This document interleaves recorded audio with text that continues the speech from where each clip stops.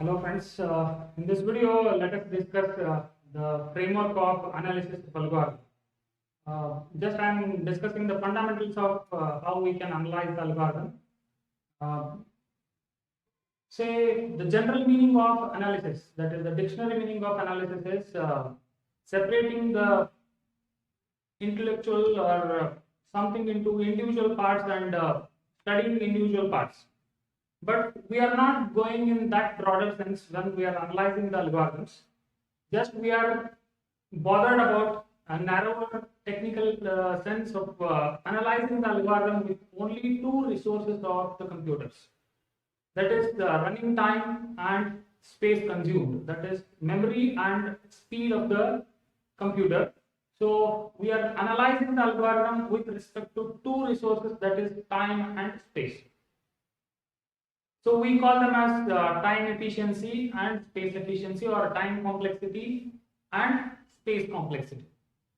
So by the today's inventions in the technologies, these two resources are not so premium as they were earlier, because when we started using the computer, we were having the RAM of around say 128 MB or 256 MB RAM. Now we are getting 8 GB of 8 GB RAM machines.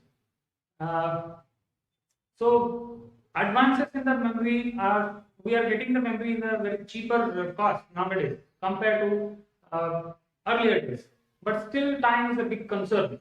The running time of the algorithm or the CPU time cycle is a big concern, and there is a lot of difference between the speed at which the primary memory works and secondary memory works and the cache works. There is a lot of difference.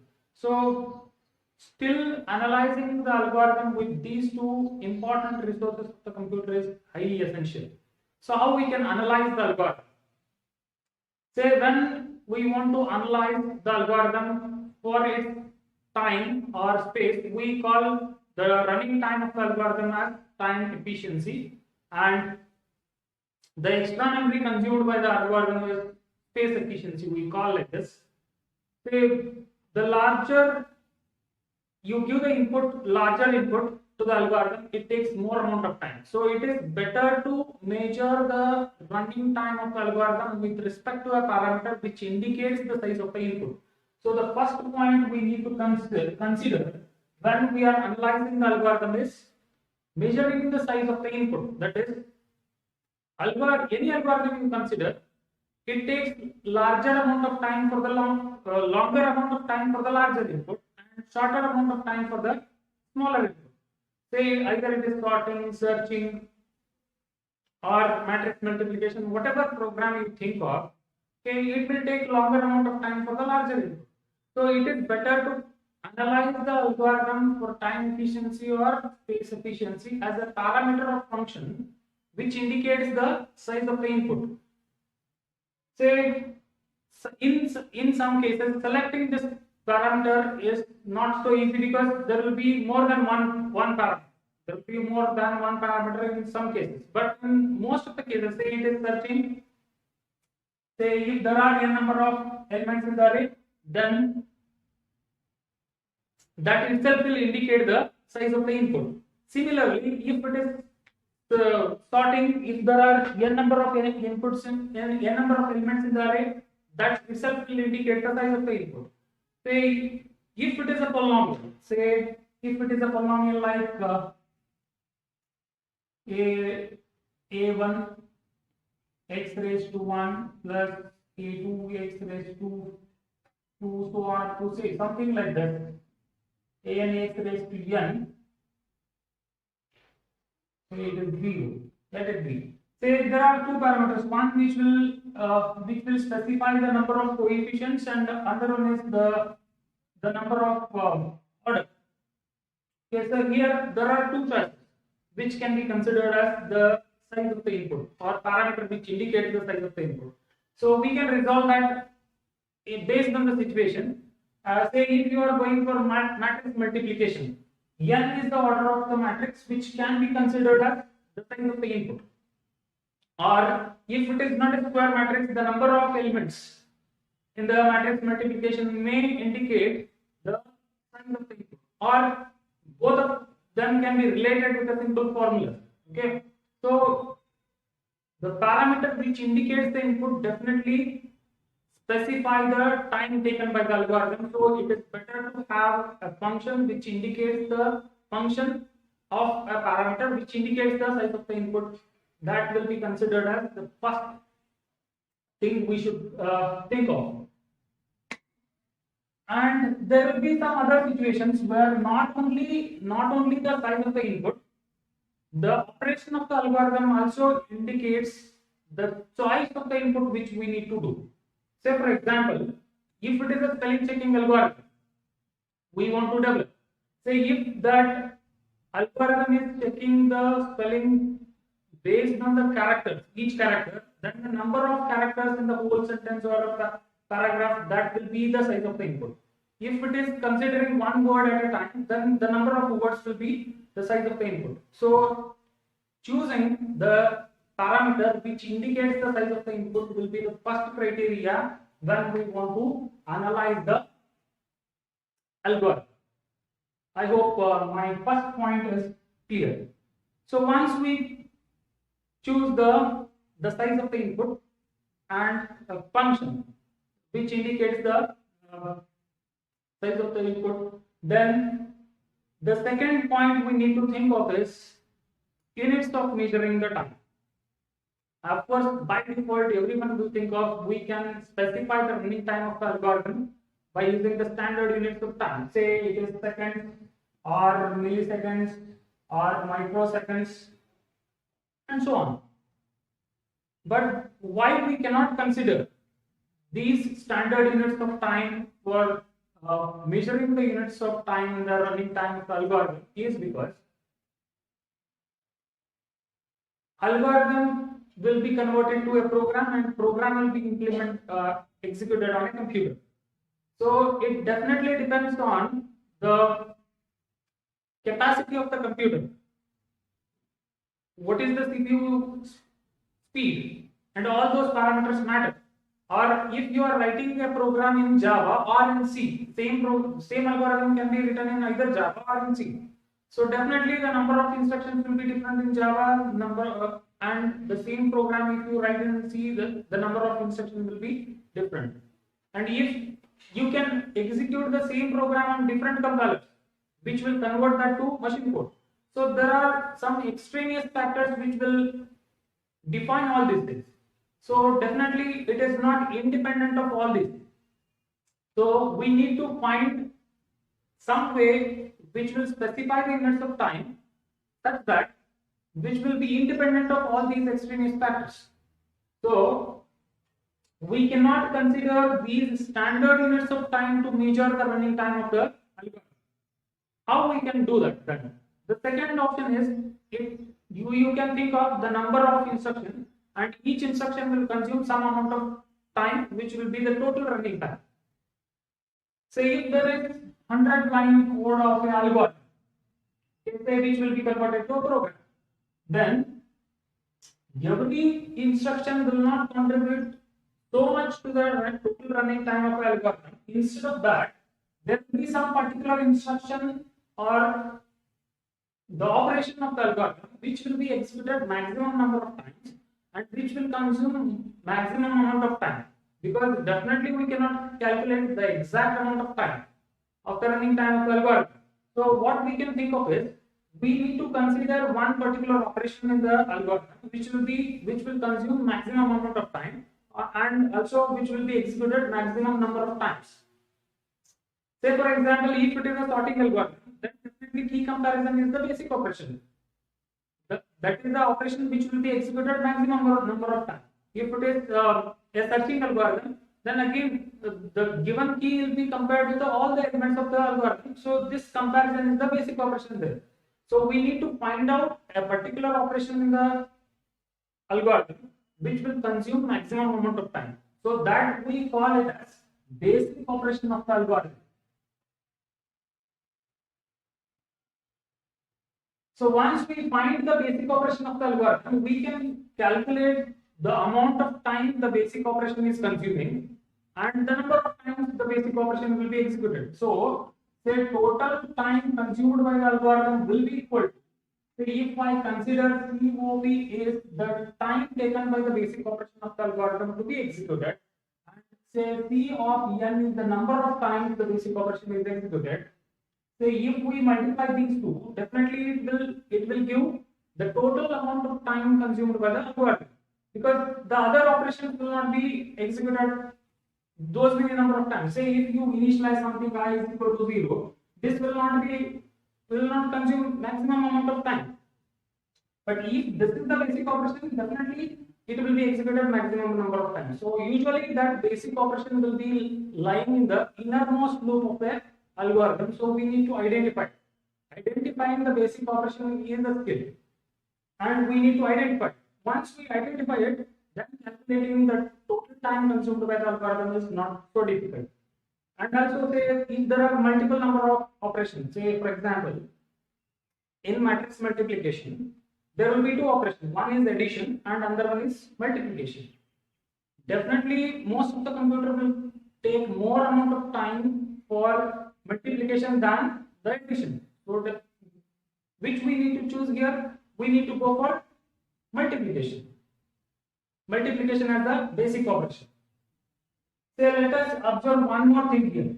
If we establish the total time consumed by the algorithm will be multiplication of the time consumed by the basic operation of the algorithm, the number of times the basic operation of the algorithm. If it is so, say assume this C of n, this C of n is 1 by 2 into n minus 1 for some any algorithm, because we are expressing it as a function, as a parameter of input, where n indicates the size of the input.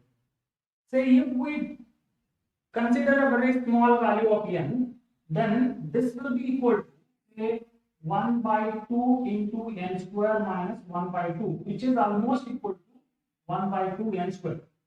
If we consider a small value of n, if we double this input, that is, instead of n I am giving 2n size of input, then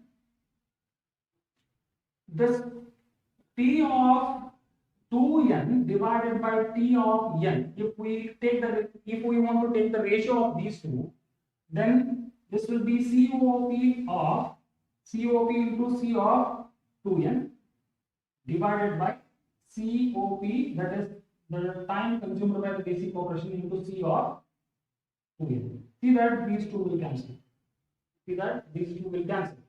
And this will be 1 by 2 into 2n whole square divided by 1 by 2 into n square.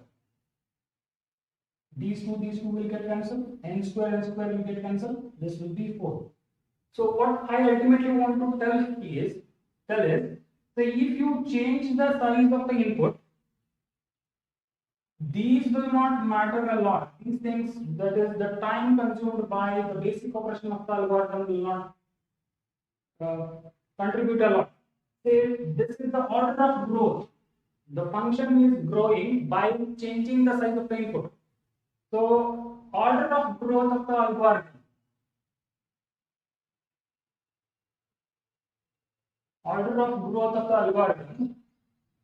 By changing the small amount in the input, that matters a lot. So first thing is we have considered the size of the input, which will matter a lot for analysis framework. The second thing is units of measuring the time. So we are not going to use standard units of time. We need to find the basic operation of the algorithm and the number of times the basic operation is executed. That should be expressed in terms of a function. Definitely the way we need to express it, that we have to discuss later.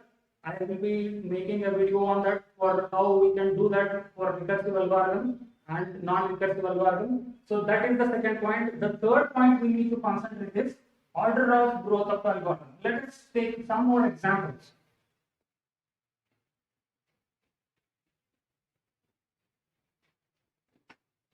Say here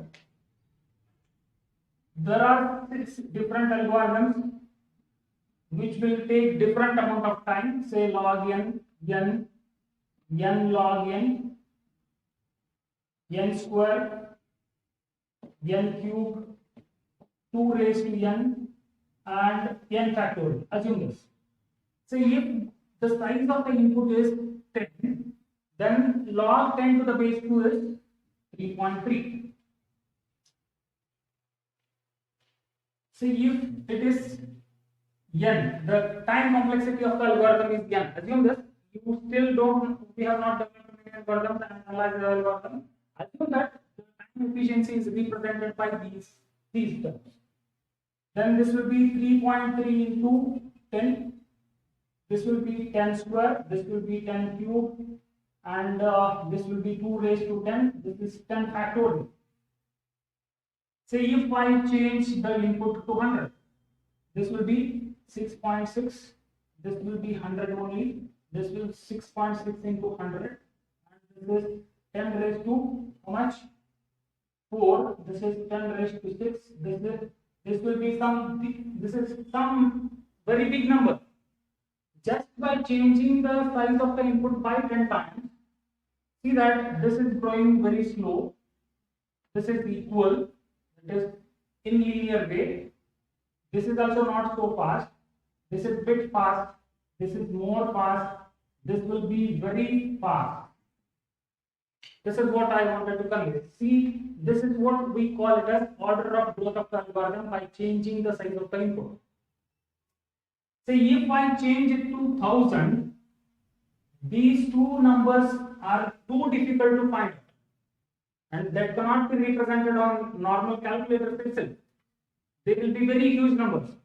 So when we are designing the algorithm, we should not think of designing the algorithm which will, the time complexity of those algorithms will be this much. So they are called exponential algorithms. They are called exponential algorithms which are of no use in the practical sense for the very large input. They may be considered for very small input in the worst cases, but it is not so good to develop the algorithm with these efficiency. At max, we can think of n cube. Okay. So order of growth of the algorithm will matter. That is the third point we need to consider when we are analyzing the algorithm. The next one is some algorithms, and most of the algorithms will not only depend on the size of the input. When they consume some time for execution, it will not depend only on the size of the input. The quality of the input or the specifics of the input also does matter. Say for example,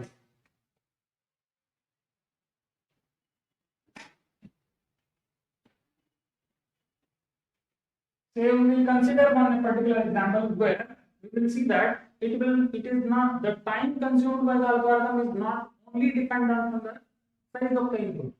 Say for example, we know sequential search.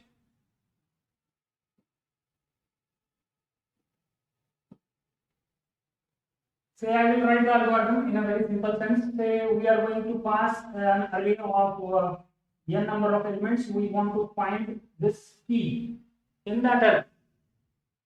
Say how I can develop this algorithm. Say I will initialize one index variable to 0. While this index variable is not crossing n, and a of I is not equal to the given key, I will go on incrementing this I. If I found that particular element in some position which is less than n, so if I is less than n, then I will return I as the position in which I have got the key in the array. Otherwise, I will return 0. Very simple algorithm. So sequentially, say this is an array where I have some elements, say 10, 20, 30, 40, 50, 60. How many elements are there? There are 6 elements in the array. In this case, The size of the input is 6. The size of the input is 6. So n is equal to 6 in this particular example. Say assume I will give the key is equal to 10. How many number of comparisons it is going to do this comparison? How many number of these comparisons it is going to do? K key is 10 is compared to the first element and it is matched. So algorithm stops, it is going to return 0 as the position at which it has found the key element. So the total time taken by this algorithm is, in this case, it is 1 unit of time. So if I give the key is equal to 100. So 100 will be matched with 10. It is not matching. It will be matched with 20. Again not matching. 30, 40, 50, 60. It is not at all matching. So it is taking 6 comparisons and telling that that key is not found. Or if I give the key is equal to 60, it has to go for all the 6 comparisons, and in 6 comparisons it will tell that in the 5th place of the array I have got the. So the total time consumed by this algorithm is not dependent only on the size of the input, it also depends on the specifics of the input. So in that case, we need to go for worst case, best case, average case efficiency. Say for example here, this was the first and best case. When p is equal to 10, it has got the first element there only, and the number of comparisons will be is equal to 1. The basic operation is key comparison here. So best case efficiency of the algorithm is, algorithm will run shortest amount of time for a particular input that will specify the best case efficiency.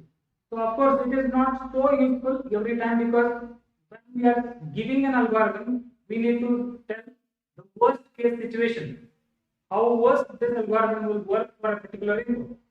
So we need to take care of these worst case, best case and average case efficiency, particularly worst case efficiency. So worst case efficiency is this one, that is either key is not found or the key is at the last part of this array, particularly in this example. So worst case efficiency of the algorithm will give the longest amount of time it will take for any input. That is the worst input. So C worst of n is most bothering and it is most important. That is, we need to find the worst case efficiency of the algorithm. So how we can find the best case efficiency, average case efficiency? That is, not always we need to take care of. We need to think of worst case or best case. We may have to think of average in random input how it behaves. Say for example, this one, this algorithm, sequential search. Say it will, the probability of successful search is, assume this is P. Probability of successful search is P. And unsuccessful search is 1 minus P. And for every I element, the successful search to the worst case will be more helpful for us. And average case is not the worst case, not the best case. In any random input, how it works. Say, assume P is the probability of successful search and 1 minus P is the probability of unsuccessful. For this example, for every I, it will take P by n in case of successful search. So the average case efficiency, C average of n, we can find like this. P by n into 1 plus P by n into 2 plus 1 up to P by n into I plus 1 up to P by n into n plus n into 1 minus P, which is unsuccessful. So average case efficiency is successful search as well as unsuccessful search. So this will be P by n is common and it is summation of 1 plus 2 plus 1 up to n, and this is n into 1 minus P. So this will be P by n n into n plus 1 divided by 2, this summation formula, plus n into 1 minus p. See that this will be giving us this n cancels. So it is p into n plus 1 divided by 2 plus n into 1 minus p. And in case of successful search, p will be equal to 1. And in case of unsuccessful search, p will be equal to 0. Replace those values, we will get the efficiency. Say when p is equal to 1, it is n plus 1 divided by 2 into plus 1 minus 1 is 0. So this term will be cancelled. In case of unsuccessful search, p is equal to 0. So this term will be cancelled. It will take n amount of time. So average case efficiency will give us the efficiency at the random inputs. So we have to go for worst case, best case, average case efficiency if the algorithm will not, the running time of the algorithm will not depend only on the size of the input. If it depends on the specifics of the input, we have to go for worst case, best case, average case efficiency. So I will summarize the discussion what we had till now. Okay, in the coming videos, we will see how exactly we can do all these things, but just at the gist, the analysis framework we need to think of. First thing is the size of the input. Then second thing is the units of measuring the time. Here we cannot consider any standard units of time. We have to go for the basic operation of the algorithm and the number of times the basic operation is executed. So we should represent a function which is the parameter which indicates the size of the input. The third thing is order of growth of the algorithm. Okay, usually we will not bother about the exact time consumed by the basic operation. We will see the order of growth by changing the input, and then most of the algorithms will not depend only on the size of the input. It also depends on the specifics of the input. So we have to go for worst case, best case, average case if the algorithm depends on the specifics of the inputs as well. So this is the total summary of algorithm analysis framework. In the coming classes, we will see the asymptotic notations and particularly how we can analyze the recursive and non-recursive algorithm. Thank you.